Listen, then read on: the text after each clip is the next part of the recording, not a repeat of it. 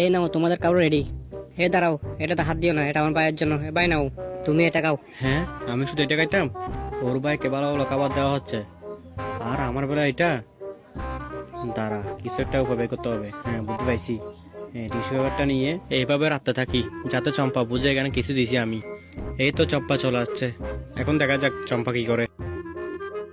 আম, আম, আম। দাঁড়াও, এই খাবারটা তুমি খাও, এটা আমার ভাই খাবে না। না, এটা তোমার ভাই কাক।